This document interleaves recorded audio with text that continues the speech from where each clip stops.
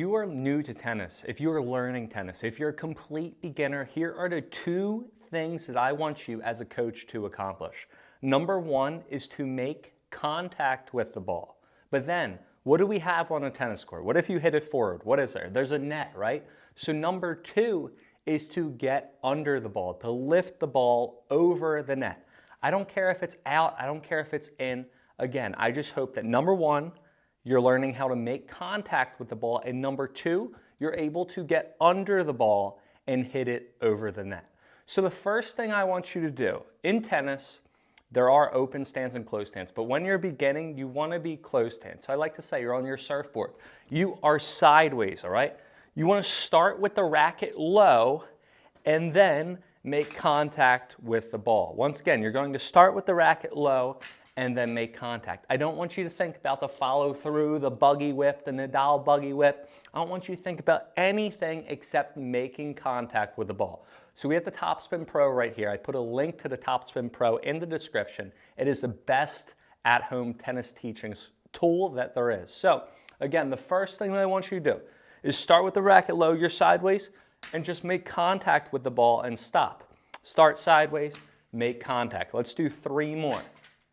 2 more, and 1 more. And that's all I want you to do. So say if your coach tossed you a ball or if your slinger bag fed you a ball, all you're going to do is you're going to hit it and stop at contact. You're going to hit it and stop at contact. Where many players go wrong and they have trouble getting this contact concept down, the ball to the racket concept down, is because they don't look at the ball. You need to make sure that you watch the ball come off your strings, okay? So do not do this. Many players, when they're starting out, they do this. Because why? They want to see it, right? What I want you to do is watch the ball and watch your strings at contact. So I want you to freeze and look at your racket at contact. If I have people come on court with me, they're complete beginners. It's a great icebreaker as well. I show them the ball and I go, so you see this? All the tennis balls are numbered 1 through 4.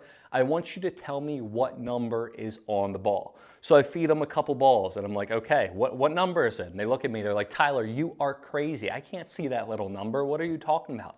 But I say, okay, that was a trick, but what did you do with all those balls that I just fed you? You might have not been able to see the number on the ball, but you were watching your contact and you are able to hit a better shot. So again, if you're a beginner, we'll do some with the backhand right now. All you're going to do is you're going to be sideways and you're going to stop at the ball. You're going to be sideways, go watch the ball. Let's do 1 more. Watch the ball when you hit, okay?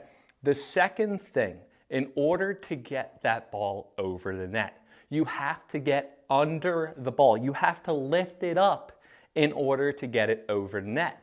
And it's this simple. People think it's rocket science, right? All you gotta do is what? Get under the ball. How do you get under the ball? So here's the ball right now. Here's the plane. Instead of hitting the ball like this, all you have to do is get under it, right? You need to swing up on the ball. The great thing about the Topspin Pro is that there's this angle, right? It shows you the exact angle that you want to swing. Too many players, they go wrong because they come around the ball like this. You need to go low and then high. You need to brush up on the ball, right? Think about it. If the top of the ball is north and the bottom of the ball is south, you want to go from south to north every single time. You need to get under the ball. So how do we get under the ball every single time? Instead of having your racket face on the same plane as your hand, you want to have your racket face below your hand, okay? Once again, when I'm hitting the ball, I want the tip of my racket below my hand. I don't want it at the same height or above. I'm not going to be able to get under it. I want to make sure the racket tip is below my hand. That's going to help me get under the ball. Same thing for the backhand, right? So when I hit, I want my racket tip below my hands so I can come up on it every single time. I don't want it above or at the same plane or I'm not going to be able to get under the ball. If you can watch the ball while you make contact, after you learn contact, make sure that racket tip is below your hand. You will be able to lift that ball and get it over the net. A couple players, they go wrong because they think that they are coming down on it. Again, you want to go from south to north. Another way to think of it is you have a clock, right? You have 12 o'clock up here, 6 o'clock down here. You want to make sure you're swinging from 6 to 12, 6 to 12, 6 to 12 every single time you hit. As a coach, if you're starting out, if you're a complete beginner, again, the main two things I want you to get if you're new to tennis, if you're watching this channel, is number one, contact, number two, getting under the ball. Some players might say, or if you guys are watching this, you're like, Tyler, why are you starting down here? I start all of my students. If you're learning tennis, I will start you down here. I'm not worried about the take back. The first step, again, is making contact with the ball.